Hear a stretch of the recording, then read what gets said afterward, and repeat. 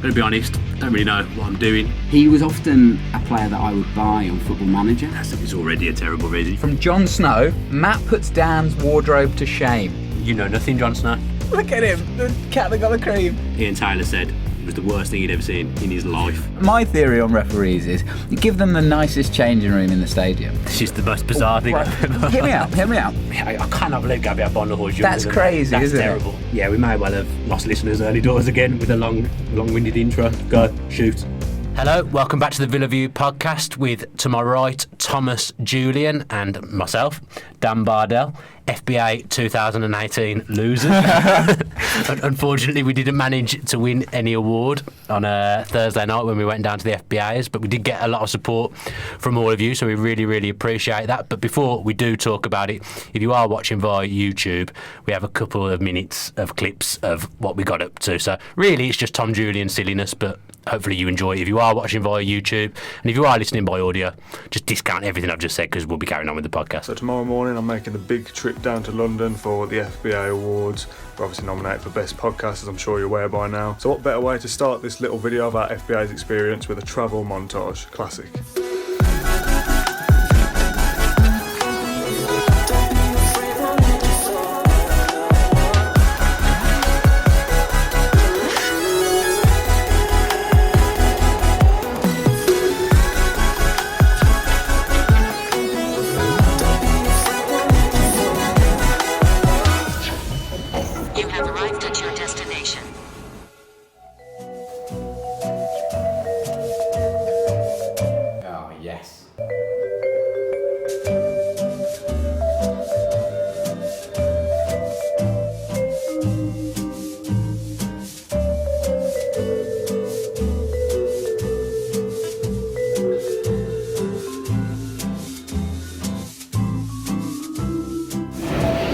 That's not what you've been doing. You're bloody lazy. Did I have time? Dylan, we're off to the FBAs. Bally. Are you excited? Fairly excited, yeah. Don't know where we're going at this point. Oh no, hang on, that's a film. 3, 2, 1, Football Vlogging Awards. Whee!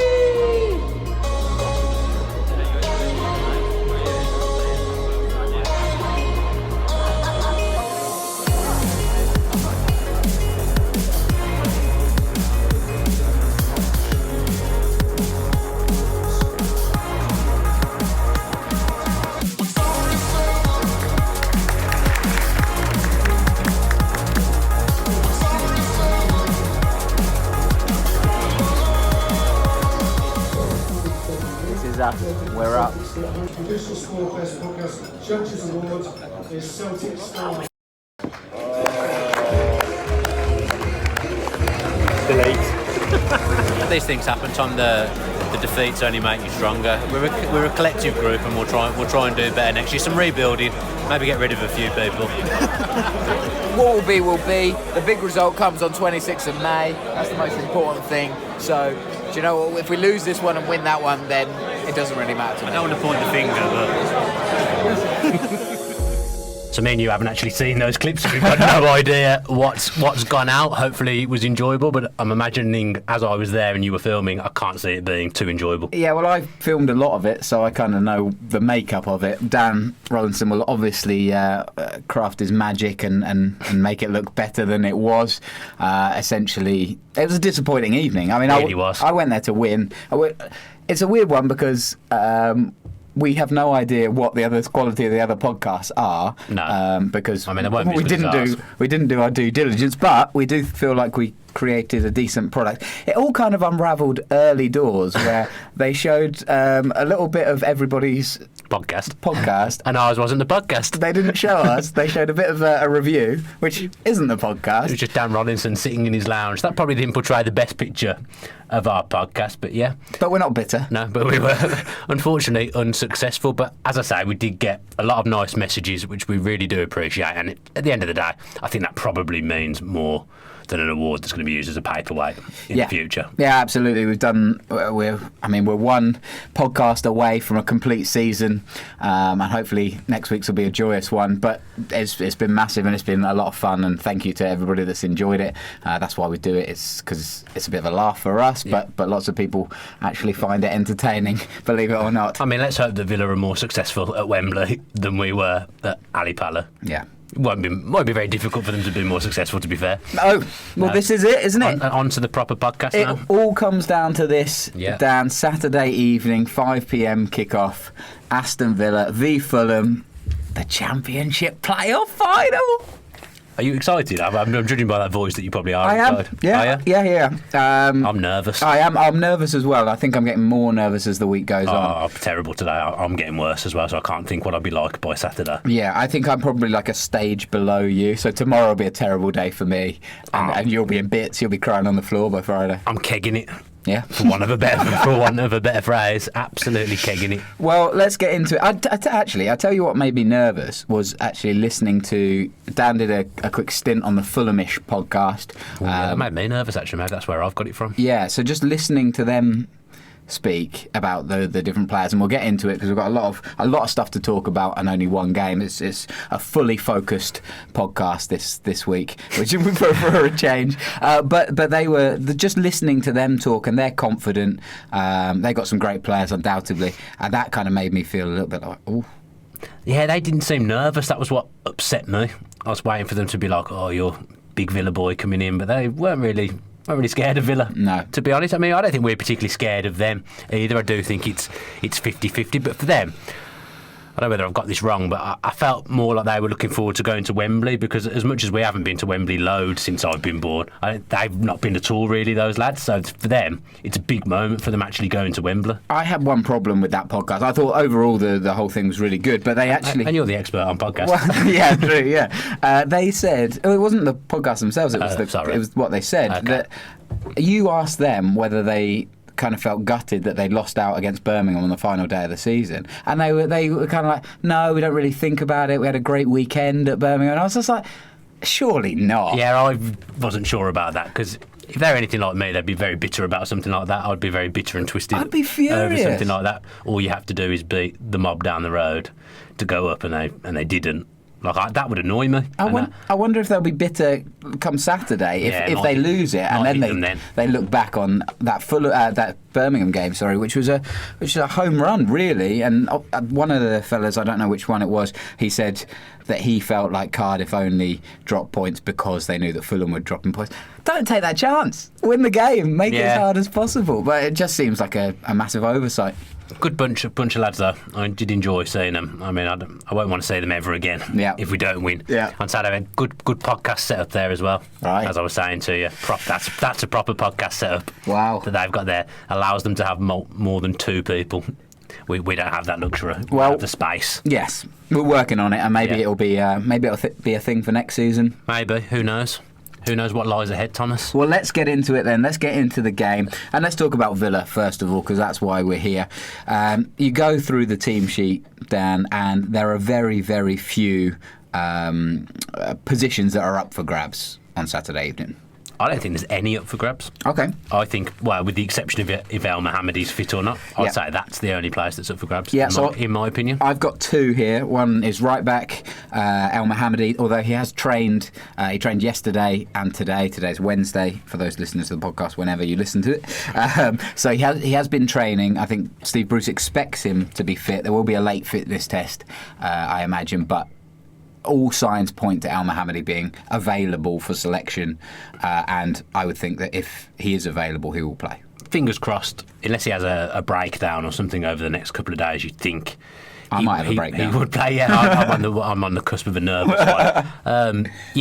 The main thing with El Mohammedi, I think he can be a bit hit and miss at times. His delivery is either absolutely class or it goes into the stands. But he's a good player, and he's been. I think Matt said earlier that he's been a much better signing than he thought he was going to be, and I think I can hold my hands up and say exactly the same thing. I think you said that as well. But the key thing with him is he makes Snodgrass better, and Snodgrass is an important player on an occasion like this. So you want as many partnerships as you can have, and they've got a good partnership down that right flank. They know each other's games. I'm presuming, without having seen Hull's formation that day, that when Hull went up via the playoffs last time, those two were playing down the right flank together. So you want that bit of nous and a bit of know-how, and I think that's what we've got over Fulham. I think they've got things that we haven't got. But I think you look through that team that you've put down on paper there. You spelled Doma wrong, but I don't know whether your printers cut it off. It's probably that. I think it was a rush. Okay. Yeah. Anyway, that's by the by. But you had to bring it up. I can't resist, Tom. You know me. All my notes. I'm an absolute rogue. Yeah. I forgot what I was saying now. Your spelling of a dome has deeply offended me, and I can't concentrate. We imagine El Mohammadi going to start at right back and like you say, gives Snodgrass that extra confidence, it seems, to go forward and attack more. So then the only other position that is possibly up for grabs is defensive centre mid or that kind of holding role. Millie Jedinak's made it his own, especially in the last couple of playoff games. Obviously, Glenn Whelan saw a little bit of action, and Berke Bjarnason would maybe fancy his chances as well, just because it might be a game that suits him. But for you, Dan, it looks like it's going to be Millie Jedinak. I think there's a big case for Bjarnason. I don't think there's as big a case for Glenn Whelan in this type of game. If I'm being honest, I think it's Jedinak or a Bjarnason. But because Bjarnason's obviously much more mobile than those two, I think there is a case for him to come in and start. But I think over the course of the season and last season a little bit as well, and definitely over the course of the last few weeks, I think Jedinak's played himself in there and made himself undroppable. If you look at our big games this season, when Jedinak played against Wolves, for example, I'm pretty sure he played against Bristol City as well. He definitely played against Birmingham. When it's been a big game, Jedinak's been the one that's played there, and generally he's bossed it.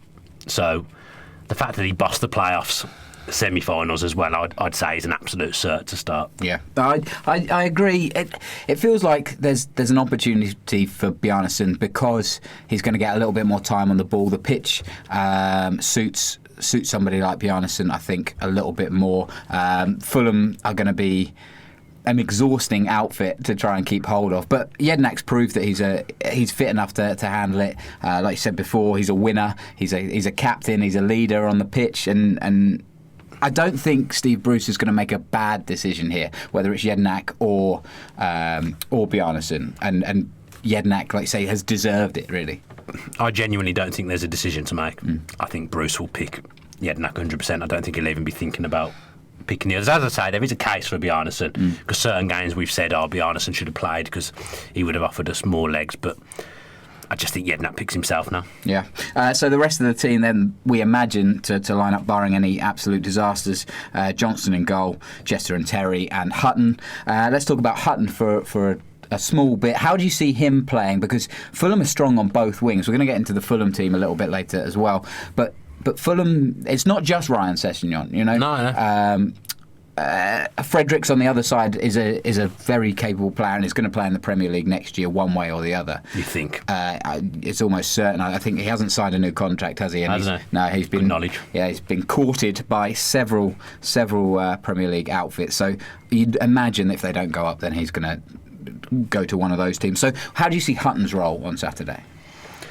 I think he's performed well at left back this season, arguably been one of our best players, so I think it's a bit different to the Adama Traore situation for me. I don't think there's a need to swap flanks because, as you say, they're dangerous down both flanks, so I think Hutton plays left back, and then whether it be Bree or whether it be El Mohammadi, I think they play right back. I don't think there's any need to do the switching. I think it worked well against Middlesbrough, but it's not something you see done very often, and it's not something I'd be recommending against Fulham. Yeah, and you think whoever lines up at right back, whether it's Bree or El Mohammadi, do you think that's possibly our most sensitive position, where they could break us down the most? Is Sessegnon the key to this game?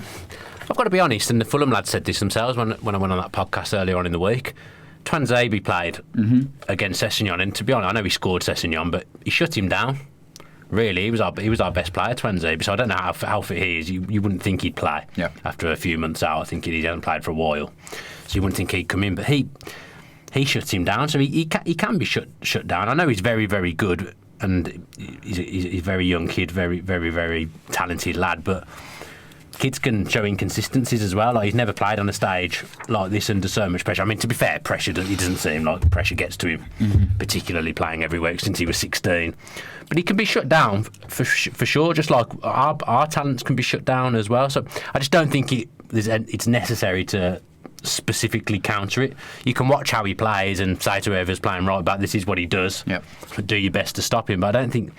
He's not one who swaps flanks or anything, so I don't think it's anything that needs to be specifically countered. Yeah, I was watching a bit of Sessegnon earlier on before the podcast, and he is so quick, but his danger for me is that he reacts so fast as well. A lot of his goals that he scored are tap-ins because he's reacted quickest, and that's something that Steve Bruce will be driving home to our fullbacks, but everybody across the backfield. It's a bit of a game for Samba, really. Get rid of them. No, get rid of them, Bob. I'm joking, obviously, no, but that kind of that attitude of don't mess about with it in your 6-yard box. Sam Johnston needs to palm it away, and if it's going, it needs to go wide, very, very wide, because Ryan Sessegnon is so dangerous in that environment. First off, I like your use of hoovers up rebounds. Have I written that You've down? written hoovers up rebounds on the notes. He scored a tap-in against us last season. Just so you know, you praised my notes. Yeah, no, I liked the use of the word Right, hoovers. okay, good. Yeah, Sessegnon scored against us from a tap-in, Yeah. where he was the quickest to react at Craven Cottage last season when we lost 3-1. So I think what you're saying there is absolutely correct, but you'd like to think in a playoff final, lads might be quite quick off the mark as well. I wonder. You play the way you play. So if Sessegnon is always there, it just takes one time for you not to be quite switched on, or the nerves to get to you, or it's a playoff final. Anything could happen, right? I get what you're saying, you play the way you play, but using the semi-final as an example, especially the home leg, I felt this Snodgrass, and he works hard anyway. I'm not saying he doesn't work hard, but he worked harder. Yeah. In that game straight away, he was sprinting around, closing down, and he doesn't always do that in a normal game. But I think you up your game, and you probably a bit more cautious sometimes than you would because you don't want to make a mistake on the big stage. To turn that on its head, Sam Johnston's handball outside of the box in the second leg is exactly the kind of mistake that happens and changes a game. And we got lucky with that one, and thank God we did. But Thank God for Mike Dean. Never thought I'd hear you say that. So let's carry on with the... I've always liked those Prem refs. Yeah, you have to be fair. Let's carry on with the lineup. So we think it's going to be Jednak. I agree with you that he's played himself into the game there. So then Snodgrass, Hourihane, Grealish and Adoma. Let's talk about a couple of those guys for the moment. Let's start with Jack Grealish, who is arguably probably not even arguably, our most exciting and creative and threatening player, especially on the Wembley pitch, where we've seen him. We could see him really take the game to Fulham. I mean, we saw what he's capable of at Wembley against Liverpool in what was probably his 5th or 6th senior top level start for Villa. So he's showing himself capable. He's the differential for us, Grealish. We haven't got anyone else like him. There's not many footballers like him. I know that sounds stupid for a lad who's playing for Championship Aston Villa, but genuinely there isn't many natural talents about like Jack Grealish, people that can carry the ball like him. He's running that Middlesbrough first leg, shows you what he's all about. I mean, the opposition always seem to get annoyed with him going down, but he tries to stay on his feet, and he's a lot stronger than he was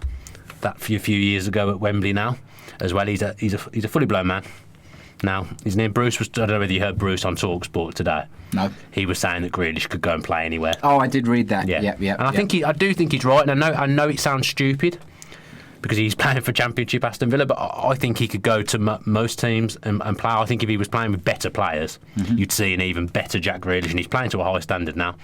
But you saw when he was with Benteke and Delph and Cleverley, he was just fluid. He was fluent. Everything he did was good, and I think he could go. Sounds like I'm touting him around a bit, but I think if you could put him in a team like Liverpool, because he works hard now as well, he's got his pressing bang on, I think you'd see him go up another level. I think he's capable of playing at that level. And yet Leicester are the only ones that according to sources, are the only ones that have put a firm, real interest in him. I know that he was touted a long time ago. Staying though, isn't he? I think he said that he's staying. Whatever happens. We've heard that before. I mean, Jack's a Villa boy, but we've heard that a lot, that people are going to stay, and That's true. the right offer comes in, then he might not have a choice in that as well. No, that is the other thing. But he's definitely Villa through and through, and hopefully it won't come to him having to go, because hopefully we'll be playing in the Premier League. Yeah, and a very important position group for us this coming Saturday is our wingers, because Fulham like to press, and their fullbacks, Fredericks and Target, they push up a lot. Target's a good player. I mean, they're both good. Fredericks, No, but I think he's gone a bit under the radar because he's come in on loan in January, and I think he's been one of the reasons they've been at that good second half of the season. Him and Sessegnon, that's a good left-hand side. They go forward. They're very attacking-minded, and they leave holes, I think, is what I'm trying to say. Yeah. So we were talking about this earlier, and we're not the quickest team, but we do need to exploit those options. When we get the ball, and it's either Hurahan or Jednak or somebody picks it up, we need to be trying to get in behind them. Especially Adoma is just... It's been so disappointing in the last kind of 6 weeks, where, like, we watched him at Middlesbrough and he's there, and it's Ryan Shotton. Like, take Ryan him Shotton on. is dross. By Take the him way. on.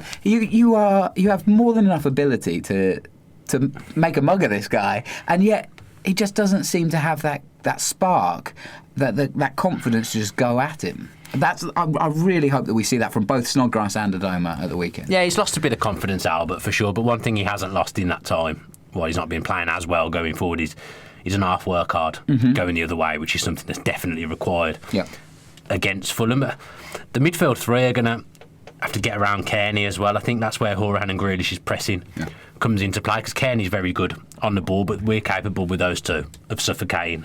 Like, we've talked loads about Connor's work rate and how important that is, but Jack works hard as well. But sometimes Jack actually frustrates me, because I think he should be a bit further forward than he is at times, because he's too busy not worrying about the defensive side, because obviously very important, but I think he's become so good at the defensive side now. I think sometimes that comes at a cost to his attacking play, but those two will have to get round Kearney, get round Johansson, because he's a decent player as well. And if we can do that, and we can negate their threat on the flanks, I think Terry and Chester are savvy enough to deal with Mitrovic. I know he's the one who's been scoring the goals, but you'd think he's the kind of player I'd expect Terry to completely deal with. It's a dangerous thing to say. I want to come back to that. But I would expect Terry knows.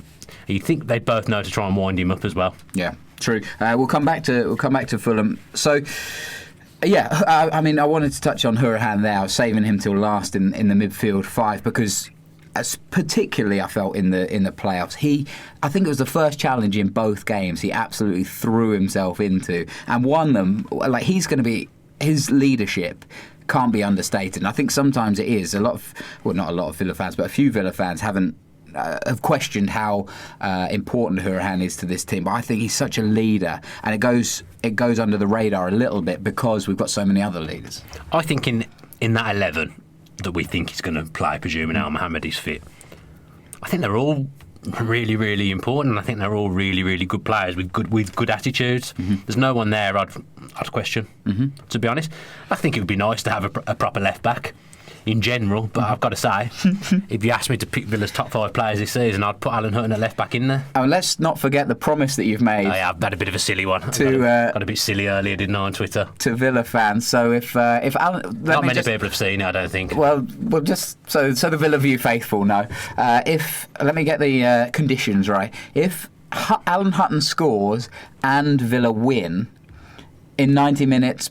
Extra time or penalties. Even if he was to score in the shootout, Tom. Right. But God, it cannot go to penalties because we'll have a heart attack. Then Dan will get a tattoo of Alan Hutton. Who gets to pick where the tattoo is? Me? No, that's too much responsibility. You can't handle that. What about if we had like a roulette wheel? And are you going to make this, Tom? Of course I would. Look at me. This is what I do. You've probably already got one. Yeah, for something else. What if we excluded the face? I could make a roulette wheel. Well, I'm not even done on my face. Well, that's what I mean. So the face wouldn't ever be on the roulette wheel, is what I'm saying. Right, okay. So I'd pick maybe 5 different places that it could be. God. Do you want to put that out on the podcast? You can if you want, Tom, but I think it's a bit silly. Excellent. Right, good. So, you going to do anything if Villa go up?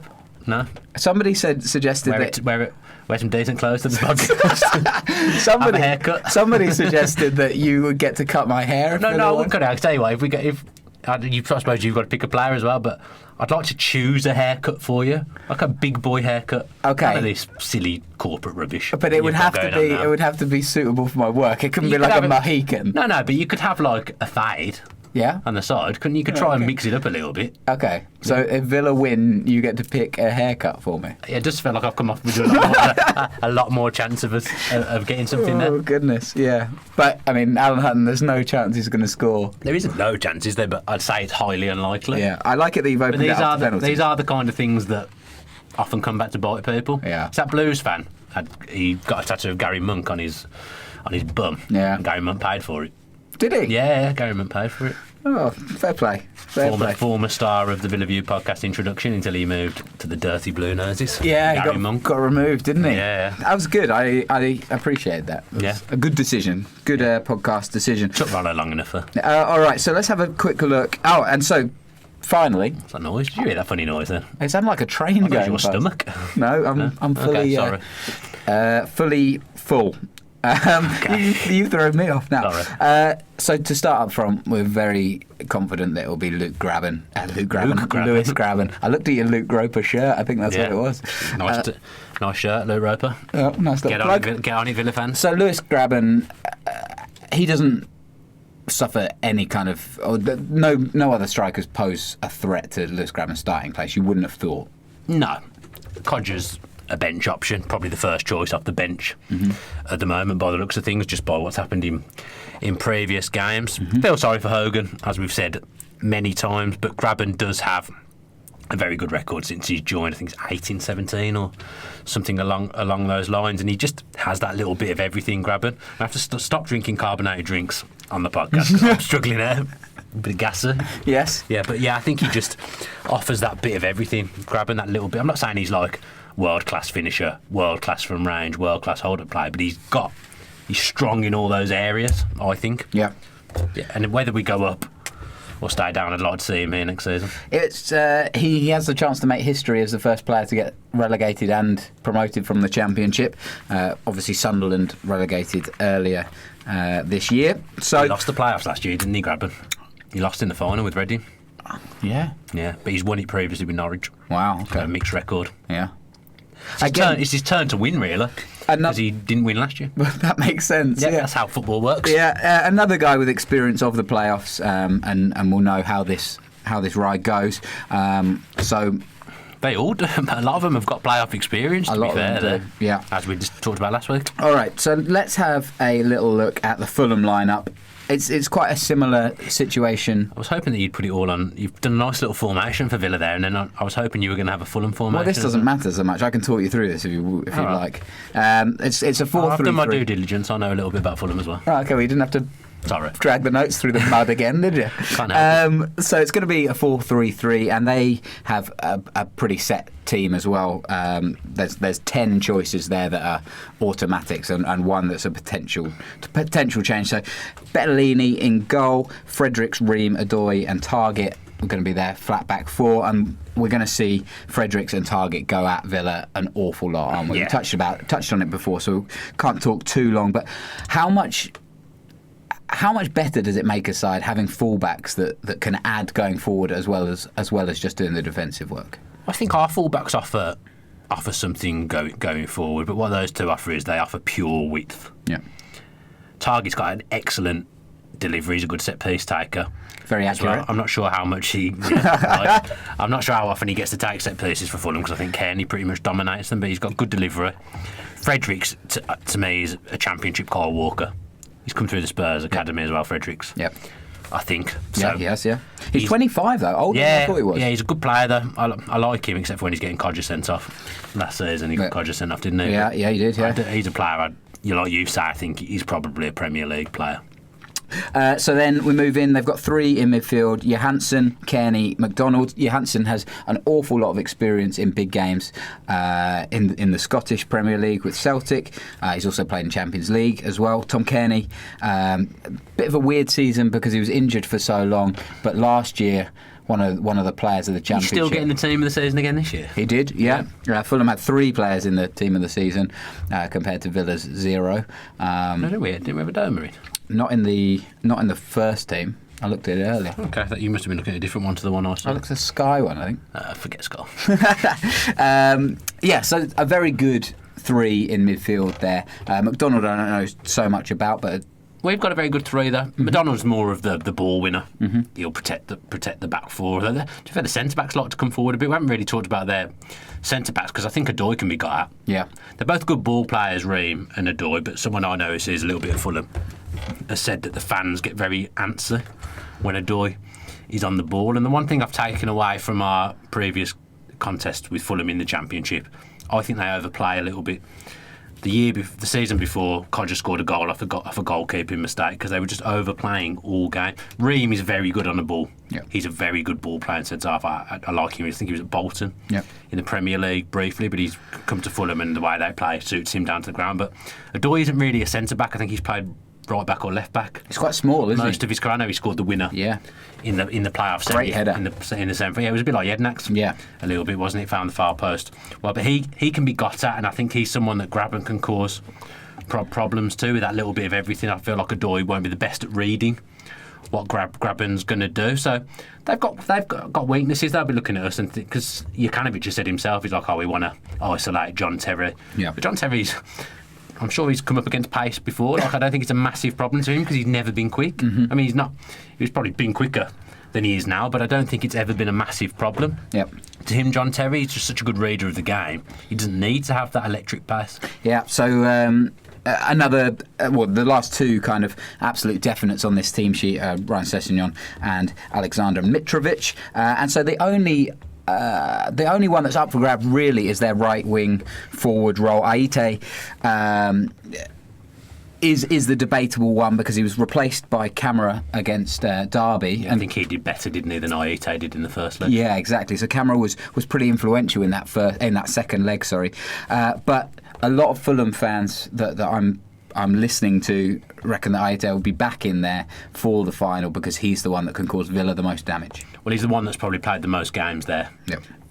As well. You need different options. I mean, we might come on to benches, but people off the bench could end up being quite important in this game as well. But I think it will be Aite. But they've got other players as well. I think they've got Ojo on loan from Liverpool who's barely played, and he was. I mean, we've been linked with him in the past. He's someone who's supposed to be an exciting talent. I think he did well at Wolves the season before they went up as well. So they do have options, to be fair, but I think you're right in that the right wing is the only one that's up for grabs. Mitrovic is definitely worth talking about. He came in January from Newcastle, 12 goals in 19 games, and he's really been the catalyst for them kicking on. They went on that great unbeaten run, and he's so dangerous. Again, I was watching some highlights of him, and he scores so many goals from the edge of the box. He's not just one of these grab me goal kind of strikers. He works hard, he can hold the ball up, he can bring other people into the game, but he can also let loose with his right foot, and he scored a lot of good goals this season. Dangerous with his head as well. So my question to you, before we get into whether John Terry can deal with him, because the answer is yes to that, is he the best January buy this January, or do you think Grabban has been more effective? The records tell you that it's Mitrovic, because he's probably made more of a difference, if that makes sense, because they didn't really have any striker of note to call upon before he came, and that was their one weakness. I think that they didn't have a genuine number 9. Yeah. Whereas I think we've had other striking options. I mean, we forget about Davis. Yeah. Completely. He won't even be on the bench, probably. Keenan Davis. Yeah. But he's actually been a very important player for us, and he's someone I'd probably want on the bench, to be fair, because I think if you're winning and you're trying to hold on to something, his hold-up play is very, very good. So I think Mitrovic has probably been the better of the 2 signings, although they've both done well. But as a Mitrovic propelled Fulham probably more, we've ended up kind of staying in the same place where we were anyway. We finished where I think we maybe would have finished anyway, whereas Fulham have come from 22, 23 games unbeaten. But I think he's just found his level. I think the Championship is Mitrovic's level, and I like to think that our 2 centre-backs aren't Championship centre-halves. I like to think they're Premier League centre-halves. And if I'm a defender, you know what his temperament's like. I'd be doing things like pinching him, giving him a little elbow, because you know he'll react, because he's quite a fiery character, and John Terry will know that. Well, he's only got 3 bookings for Fulham this season, which I was surprised at because I think you're right. But he obviously has calmed down because at Newcastle he was a bit of a hothead, yeah. I suppose at Newcastle I think he was always in and out of the team, so I think he was always trying to prove himself. So he felt like he had to make an impact, otherwise he wasn't going to be in the team the next game. So I think that probably is a factor. But I think at Fulham he's played every week, and he's obviously got a manager that knows how to get the best out of him and a manager that knows what he's about. Yeah. Jokanovic is quite a aggressive, fiery guy as well. I remember him when he was a player. He was a bit like that, bit of a hothead if I remember correctly as well. So maybe Jokanovic knows how to curb that and how to get the best out of him. It's interesting, as I think, if I'm not mistaken, Mitrovic was going to go abroad in January, and Jokanovic had said before to Mitrovic, look, if it doesn't work out at Newcastle, I want you at Fulham. I want you to come here. So he already had that trust even before he even arrived, and Mitrovic is paying that back in spades. Yeah, he's on a bit of a high as well. Obviously, Serbia have qualified for the World Cup, so it looks like he'll now be leading the line for Serbia. So he's got the summer to look forward to as well. A big moment for him. I think he's quite a bit younger than you actually think he is, right? As well, Mitrovic. But I still think if you can wind him up, do it, because you've got to do whatever it takes to win. Slaviša Jokanovic. Nice pronunciation. Slaviša. That's good. I had to sound it out in my notes. Phonetics. Yeah, it's the key. So you mentioned it earlier, you alluded to it, that Jokanovic has kind of singled out John Terry because he thinks that's a potential matchup that Fulham can win. So he said Terry has played so many great games at Wembley, but we are going to put him under pressure from strong and fast players, and we hope he can make some mistakes. We are the younger team with more energy. We believe in our style and will dominate the situation. We're ready for all the small details. Experience is important, but it's not everything. So I just wanted to bring it back to that last question. I don't really believe in the strong and fast players because, like you say, I mean, John Terry's one of the strongest guys there is. Big statement, eh? He's said a lot of big things there, I'd say. He certainly has. And the fast, I can't remember if it was on the Fulham podcast or whether I heard it somewhere else, but it's not necessarily about how quick you are, but how well you line up and how well you read the game, how quick you are mentally. And John Terry still shows that he hasn't lost a single second when it comes to reading the game and positioning himself. So how do you weigh up the experience versus youth battle? Because that's really what this game is, isn't it? Yeah, I just think the whole tie, and it sounds stupid, I genuinely think it's 50-50 because I think we've got a lot of positive things about us that they don't have, and I think they've got positive stuff as well that we don't have, like that youth and that pace. We don't particularly have that, if I'm being honest. But we've got players who've captained their country at this stadium. We've got players that have been through the playoffs and won in this stadium. I don't see much of that in their side. I mean, I know they got to the semis last year and they lost to a pretty ordinary Reading team, and that team there's not dissimilar. Other than really Mitrovic, it's the same kind of side that lost in the playoffs last year. We've got people like Snodgrass that just know that occasion. So I genuinely think it's 50-50. I can't split the two sides because I just think we've got different positives. Yeah, that's fair.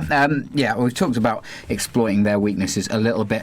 Let's talk about Steve Bruce for a second. Him as well. He knows players on the back of his hand. He's going for his 5th promotion.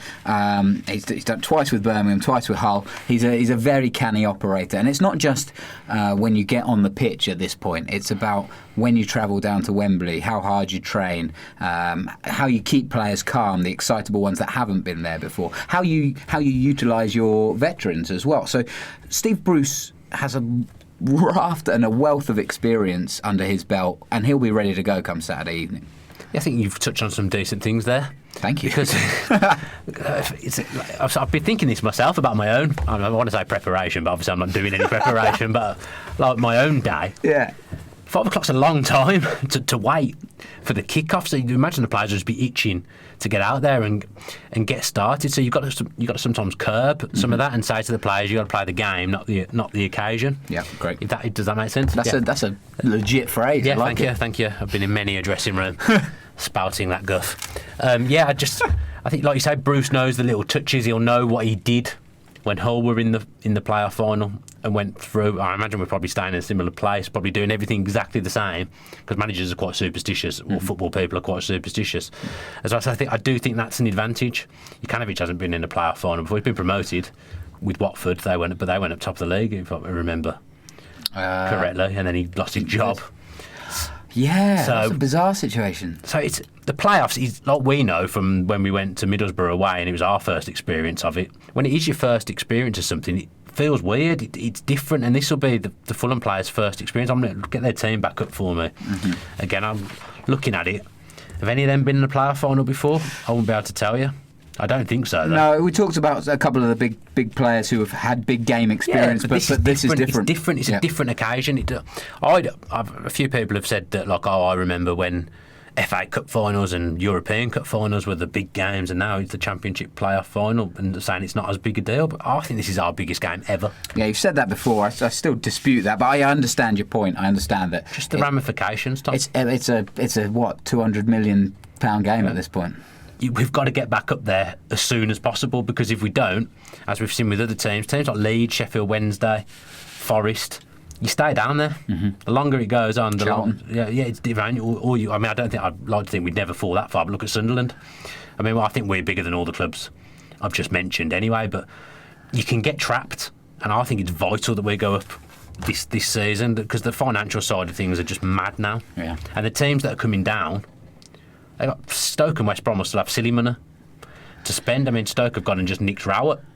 Stoke's one of the richest Premier League clubs, or the owner, sorry, is one of the richest owners in the Premier League. Is it? Yeah. Good stat. Yeah, that's not a stat, but it is true. I think it's going to become harder to get promoted, and I think we've just got to do it now. And obviously, we all want it now as well. I know myself personally, I want us to go up so badly, and I'm sure all Villa fans do, but it just feels absolutely massive. That's why I think it's the biggest game ever. Going back to Bruce a second, how do you think he's going to line up in terms of style of play?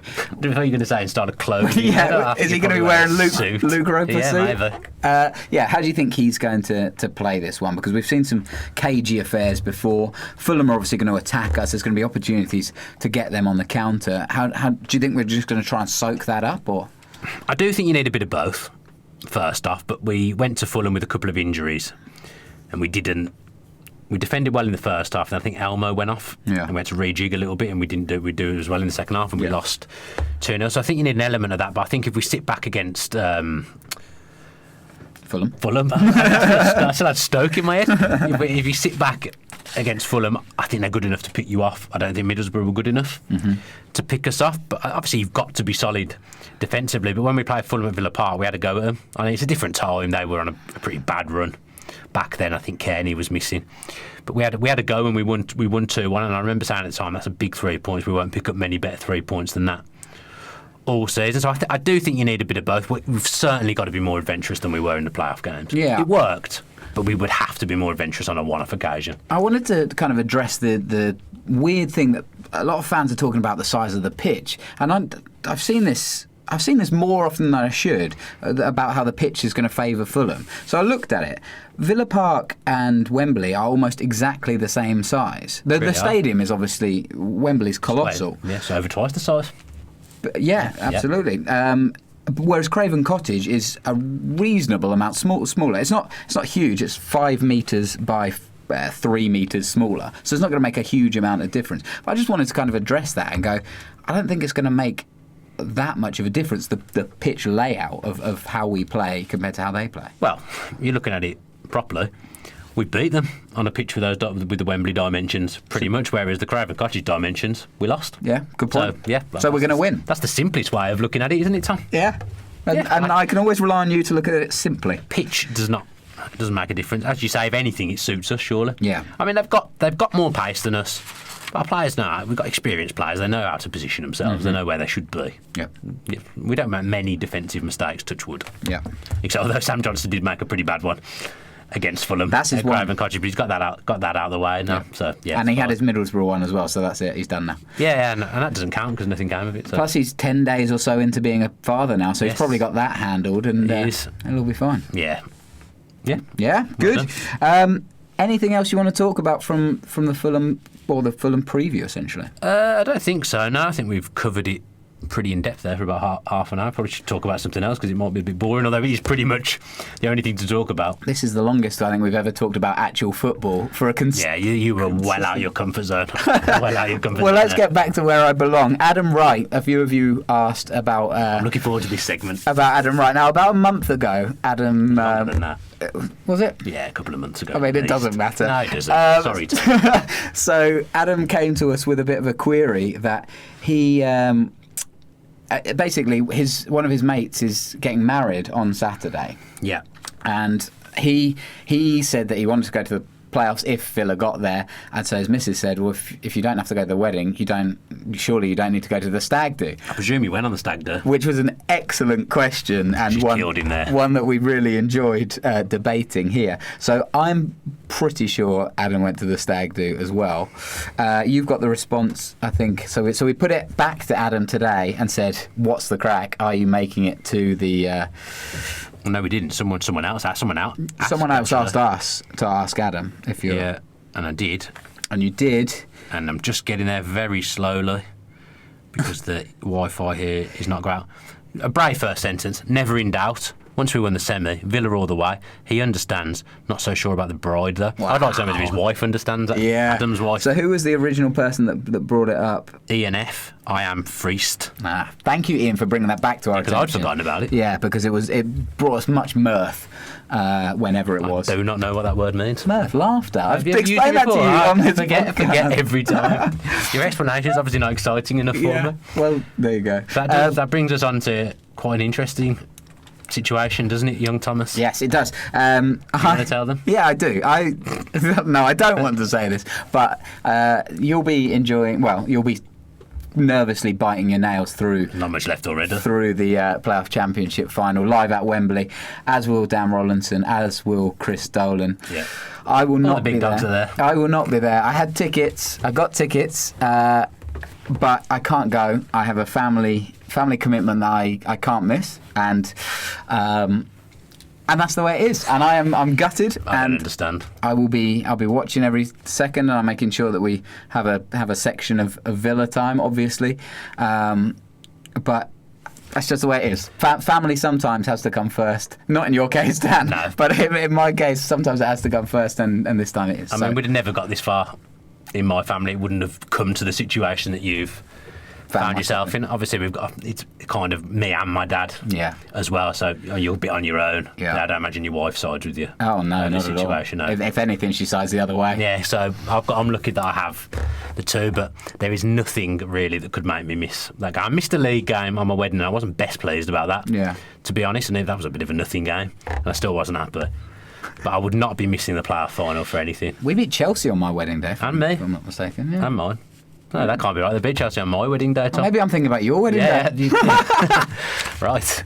I often think about your wedding day. I would not be in that situation in the first place because I checked the playoff dates for the start of the season just in case. I said to Ange, nothing in that weekend, please. I mean, I think that sums you up as a fan compared to me. You are. I mean, there's no doubt about it. You are diehard. Just doing a week with you last week, where we saw each other pretty much every day. Drove up to Middlesbrough. Drove back up to Birmingham. Back to London. Two days later, and then both times back to London. So hard. A lot of miles put on the clock. It is. A dirty Burger King later, and we still managed to be friends. But you do that almost every week, which is a credit to you. And lots of people do that, by the way. That's absolutely amazing. The guys People do crazy stuff. I know someone I've met someone that comes from Sweden for every game. Wow, that's nuts. There was a carload that went from Dorset to Birmingham on Tuesday, which is a long drive as well. So I mean, that's absolutely phenomenal, and those fans deserve the utmost respect. But anybody that's going to the final is a Villa fan. So if you've got a ticket, congratulations, lucky you. Enjoy it, and I hope it's amazing. I am gutted that I can't go, but you are the beneficiary. Yeah, of well, me. I'd be going anyway, so it's not a problem to me. But my wife and best mate are now going because you've had to give those 2 tickets away. Sad for you. It is. Obviously, I'm sad for you. Yeah. As well. Although, did you go to the Liverpool semi-final?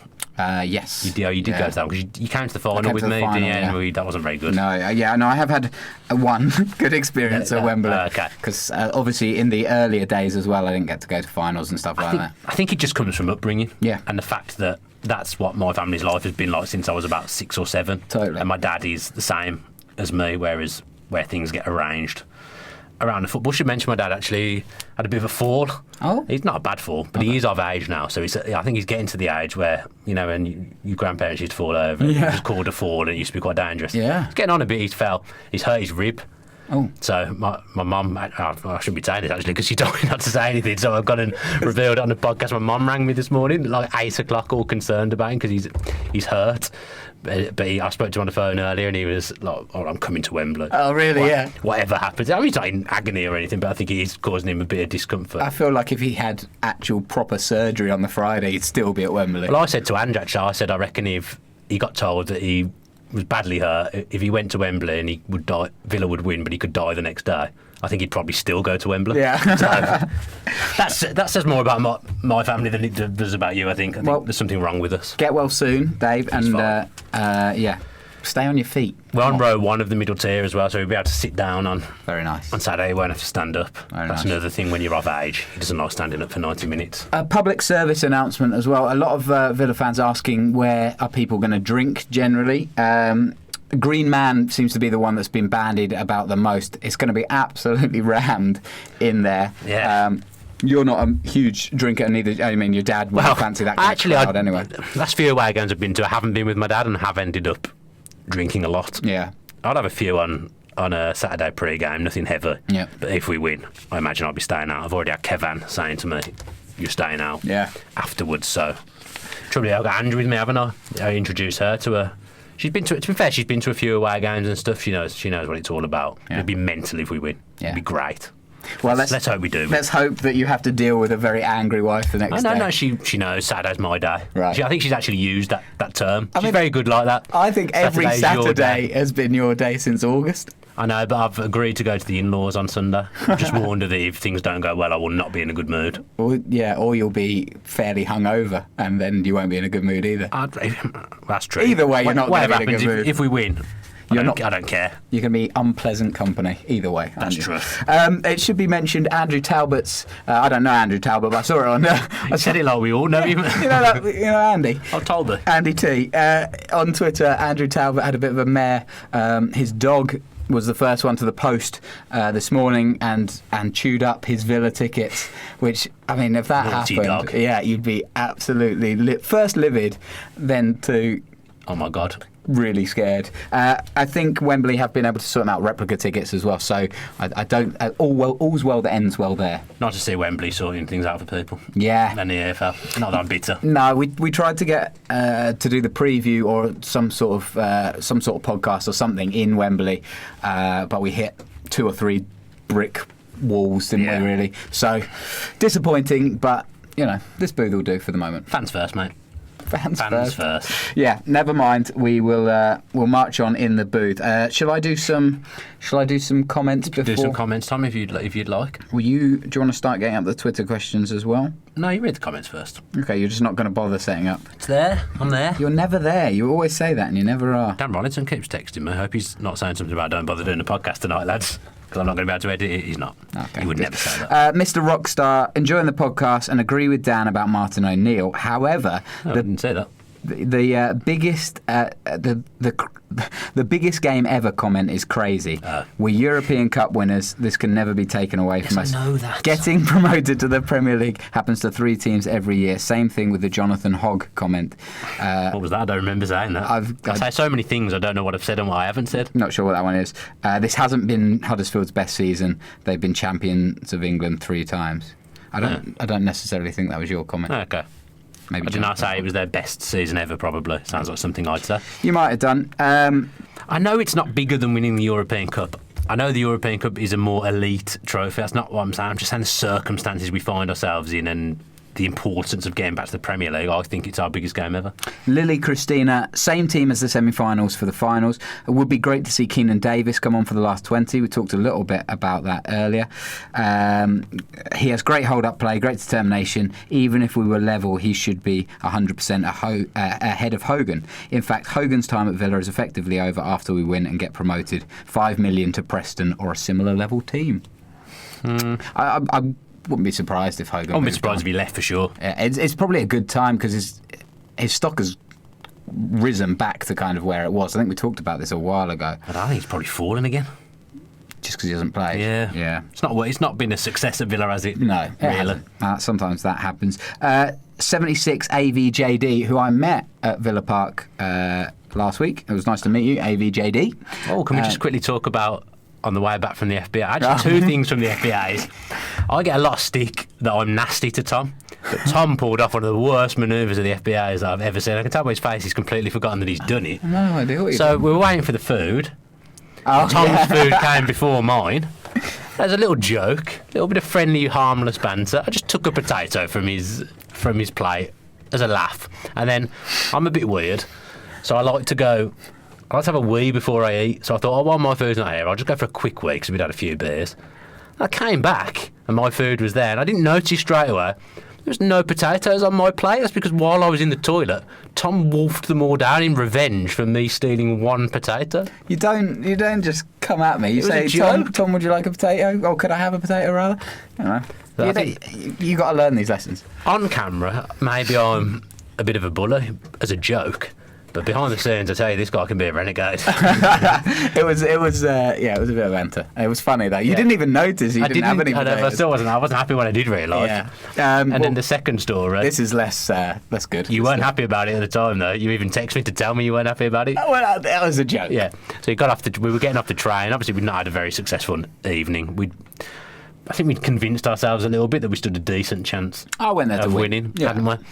And I got off the train, and some random guy came up to me and was like, "Oh, you're Dan from the Villa View." I'm sure he said, "I love the podcast." He must be an audio listener, Right. and seen me on other stuff. He was like, "Oh, I love the Villa View." And I was a bit sheepish, I think. So I tried to get Rollo and Tom involved. I was staying on Tom the was like, train I was like, "Oh, there's Tom. Do you know that? Do you know who that guy is?" And he just went, "Nope." And then the train door was shut, and I just drove off like this. You were driving the train, were you? Oh, all right, yeah. Okay. Good one. Right, we're out of here. Right. Sometimes. AVJD, let's get to his comment, for goodness sake. We should give Hutton the same man-marking job on Sessegnon as he did on Traore. Fulham likes to play around, so let's press them high up the pitch, high intensity. I have faith in this team to do the business. Kind of talked a little bit about that, but then who picks up Fredericks? Does it disrupt the team? Going to be very interesting to see whether Bruce decides to do that or not. A couple of baby names. Thank you for baby name suggestions. Carew, Julian. If you won't have Marlon, you're not going to have Carew, are you? Carew's like a bit out there, isn't it? If you were a bit hippie. Hannah's not, by the way. She's really traditional in that way. So Rob Henry, thank you for that suggestion. Probably out. There was another baby name. Wasn't there one like Bosco Julian or something like that? I think I saw. Bosco Julian came from Kieran Larkin. Good luck tonight, gents. That was to the FBA. Have absolutely loved watching the podcast. Congratulations, Tom, on little Bosco Ulysses Julian. Good name. You could call him like Eric Julian, like Eric Jemba. Somebody suggested something Julian, yeah. Yeah, so good they named him twice. That would have been a better thing for you to say to me instead of just a poor haircut. Like, I'd have to name my kid by the I didn't think you'd go for it. There's no way you'd get that past the boss. Unless it's a name that we're already considering. Then have you got names that you're already considering, or is that secret? It is a secret. I'm not going to tell you. Not even off camera? No. See? I'm the nasty one. Let's get to Twitter comments. Yeah. We've got Lob here, who's... Obviously, this is how the Alan Hutton tattoo conversation started, but he's had a bet at 50-1. He bet £3. He's not gone big there. Of Aston Villa to win and Alan Hutton to score. 50-1. 50-1. I'm surprised the odds aren't bigger. Because I think he's only ever scored one goal in his time here. 153 quid will probably pay for your tattoo. That's true. Noah said here, there's nothing to say, just win. Fair. Yeah. Hopefully Noah's not doing the team talk. Enough talking. Let's just go out and play. Darren Woolley. Woolley. Sorry. Darren Woolley. Darren Woolley. Did Tom get his shoes repaired for Wembley, and will he put his lucky cardigan on? Neither, and he probably hasn't got his shoes repaired. Didn't your shoes for the FBAs have a hole in as well? Yeah, the ones I'm wearing Jesus. now, but they got less of a hole This than the guy other. owns no shoes without holes. I did buy some really nice trainers though the other day. I was going to send you a picture, but I just don't do that kind of thing. Villa on tour, Max Stokes, good YouTube channel. Max is Villa on tour, so make sure you check that out if you're looking for other Villa YouTube stuff. Not just us, we're not the only ones. And don't out replace there. us with that one. Yeah. Please watch our stuff still. Yeah. As well, he's just said clappers. Yeah. Question mark. I've got to say, I think the Fulham fans are playing us quite well. Yeah, on they social are. media. I think they are. They know that kind of thing isn't great, but they're just completely playing up to it, and the Villa fans are taking the bait. Yeah. Because I know from meeting the four Fulham lads on Monday, I like Fulham. I might not like them on Saturday, Yeah. but they're a decent club. They know they're not a massive club. They know that their history is not as good as ours, but they're just trying to enjoy the situation that they find themselves in. But Villa fans are falling for it left, right, and centre. There was quite a good one the other day about how Fulham fans were going to be in the sun come 5 o'clock. So make sure everyone brings sun cream, and one guy's going to bring it for everyone, and all this kind of stuff. And Villa fans just went in on it, and it's just like, it's obviously a joke. I mean, I admit when I first read it, I thought Tom's got a brother who's a Fulham fan. Yeah. But do put sunscreen on because it's important. Exactly. Jack Hurley. Dilemma. The game is on at noon Eastern time here in the States for me. I have a rugby tournament to work that afternoon at the stadium I work at. What should I do? Well, I'm hoping no one he works with is on social media, because I would say you have to throw a sickie. You can't miss the playoffs, Jack. It's just an absolute. I mean, Tom's got in no position to give advice for this kind of thing. But I am going to watch it. Oh, you are. Well, yeah. Oh, okay. So, you sure? Yeah. Where you going? Got TV? I don't know whether I've got this wrong, but I felt like you were going to the outback of somewhere that. we're going to Suffolk. Oh yeah, Which that essentially really is. That really is. We have Signal. Signal's a problem if you're trying to watch on your phone in Suffolk. I'm not going to be watching on my phone. I think I've timed it perfectly. Pub? That we're going to go to a pub before we go for dinner. It'll be on in the pub. Yeah. As long as there's no farming event. We might tune into Jack's rugby tournament. Villa Tim did the Fulhamish podcast booth smell of skinny lattes and Pims. Did not. It was a very professional setup. I was very envious of what they had going on there. All good guys as well. Lethal Apollo Gaming, I'm excited. I worry about Fulham's pace to our mature back line, but keep thinking, who else would you want to keep that defence in shape other than John Terry? We're more than capable of doing this. We need to bring our A game like Wolves, Bristol. Fulham are good and I'm wary. And then he's asked about Elmer, which we've already discussed. I've not seen this one, but I'm going to read it. Go on. Ed Lawrence, what do you guys make of the media preview of the final? I don't think I've seen a single pundit predict anything other than a Fulham win. I'd like to say the underdog tag will suit us and make a victory even sweeter, but I'm finding it all pretty irritating. Man for man, I believe our 11 outclasses theirs. Maybe you guys could compare the squads. I mean, we've pretty much done that, kind of. Well, yeah. I should say I got that idea from Ed Lawrence. So, yeah. Oh, you're giving the credit now, will you? Yeah. Okay. I know they're greater than some of their parts, but on a day we can blow teams away. I think you summed it up there. I think I'm quite happy for people to think we're not going to win. We went to the FA Cup semi-final a few years ago against Liverpool and no one thought we were going to win.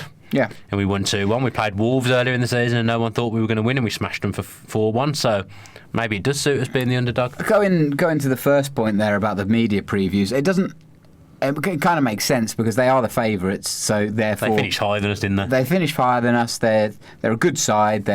And it makes sense that the pundits would also be going with the favourites because they should be picking who they think is genuinely going to win. I agree with Dan. I think it's a really, really even game. We've both got strengths, but Villa have so many winners in our team, and I really think that takes us over the edge. So I'm hoping that's going to be the factor. Ian F has asked, what Villa shirt are you planning on wearing Saturday? I've heard a lot of people talking about making sure we wear claret and blue and making sure it is a C of claret and blue. I actually purchased a Savo Milosevic 95-96 shirt. First shirt. Off eBay to wear, and I think it fits. I haven't tried it on yet, but it looks like it's going to fit me, which is always a plus when you buy something off eBay. But I must say, the lad I've bought this shirt off of eBay is probably the nicest guy ever, because this is unbelievable. Because this story. he's wrote me a letter. I won't read it all out. I talked to him on eBay when I bought it, and he's just discovered the Villa View in the last few weeks, I think. So he's going back and watching our old interviews with Brian Little, etc., and said he really enjoyed the podcast. Which again, this stuff means more than any award that we could ever get. But he chucked in a little free gift for me. So it's a Chinese club shirt.